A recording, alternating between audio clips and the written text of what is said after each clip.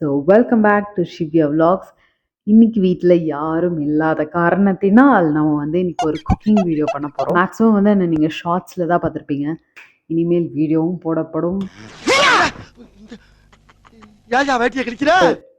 Gold throat infection லைட்டாக இருக்கிறதுனால pepper chicken பண்ண போகிறோம். ஓகே, அதுக்கு தேவையான இன்க்ரீடியன்ஸ்லாம் கொஞ்சம் கொஞ்சம் ரெடி பண்ணி வச்சிட்டேன்.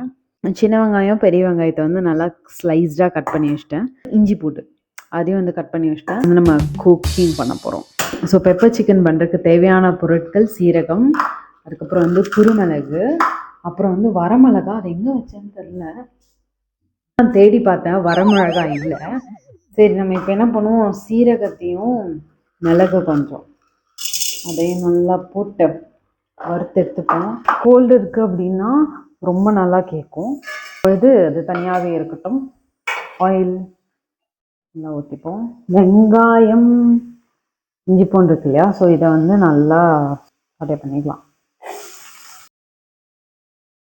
இஞ்சி பூண்டு ஒரு ப்ரொஃபஷ்னல் ஷெஃப் இல்லைனாலும் நம்ம ஏதோ ஒரு ஹோம் குக் தான். ஸோ அதனால் நம்ம வந்து நல்லா இப்படி நம்ம கட் பண்ணால் போதும். ஸோ இதை போட்டுக்கலாம். சத்தம் கேட்குதா? இப்படி குக் பண்ணாதான் பக்கத்து வீட்டுக்காரங்களுக்குலாம் கேட்கும் நம்ம குக்கிங் பண்ணுறோன்னு. அப்புறம் வந்து நம்ம வணங்கினது ஆறிடுச்சு. ஸோ இதை வந்து அரைச்சிட்டு வந்துக்கலாம். ஏன்னா இதுதான் வந்து சிக்கனுக்கு ஒரு அல்டி டேஸ்டே தரப்போகுது. அரைச்சாச்சு.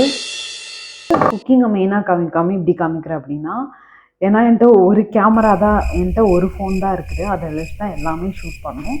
ஸோ இட்ஸ் கொஞ்சம் டஃப் ஜாப் தான். ஆயில் நல்லா ஊற்றிக்கணும். எனக்கு தெரிஞ்ச ஒரு 3 டீஸ்பூன்ஸ் ஊற்றிக்கலாம். ஆயில் ஊற்றியாச்சு. இப்போ வந்து சிக்கனை வந்து நம்ம எண்ணெயில் போட்டு வணக்க போகிறோம். ஓகே காய்ஸ், ஒன்றும் பிரச்சனை இல்லை. முகத்தில் எந்த சேதாரமும் ஆகாமல் பார்த்துக்கிட்டோம். சிக்கனோட கலரே மாறிடுச்சு. இப்போ நம்மளோட மெயின் இன்க்ரீடியன்ட் என்ன அப்படின்னா, நம்ம இந்த அரைச்சி வச்சுருக்கோம் இல்லையா, இந்த பேஸ்டெல்லாம் அதில் போட போகிறோம். இப்போ நல்லா வணக்கி விட்டுக்கலாம். ஸோ சிக்கன் வேகணும் லைட்டாக. எனக்கு கொஞ்சம் செமி கிரேவி கன்சிஸ்டன்சியில் வேணும்.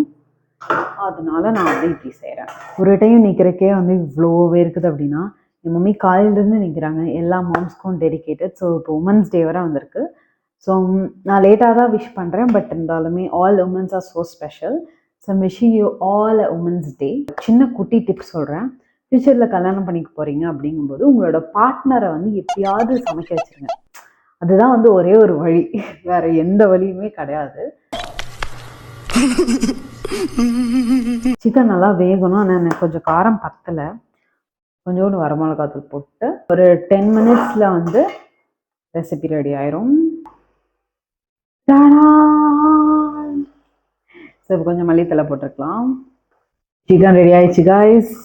சமைச்சது நல்லா வந்துடுச்சு. இது வந்து ஒரு வடச்சட்டி ரெசிபி ஆயிடுச்சு. அப்பளம் பொரிச்சாச்சு. சுட சுட நல்லா சாப்பாடு. அம்மா வந்து கொஞ்சம் முட்டை கிரேவி செஞ்சுட்டு போயிருந்தாங்க. ஸோ அதனால் கொஞ்சம் முட்டை மட்டும் எடுத்துக்கலாம். இப்போ நம்ம தலைவன் சிக்கன், ஃபேவரட் அப்பளம். அதனால இந்த சுட சுட சாப்பிட்றது இருக்குல்ல, அது வந்து வேற மாதிரி இருக்கும். சிக்கன் எடுத்து வேற லெவல். நீங்கள் கண்டிப்பாக இந்த ரெசிபியை ட்ரை பண்ணி பார்த்துட்டு எனக்கு கமெண்ட்ஸில் சொல்லுங்கள். கிரேவியை வந்து இப்படி நல்லா இது பண்ணிட்டு இந்த அப்பளம் இப்படி மடிச்சுட்டு கொஞ்சம் சிக்கன், கொஞ்சம் முட்டை. நான் சாப்பிட்டதில்ல, ஃபஸ்ட் டைம் தான் சாப்பிட போகிறேன். சாப்பிடுவோம்.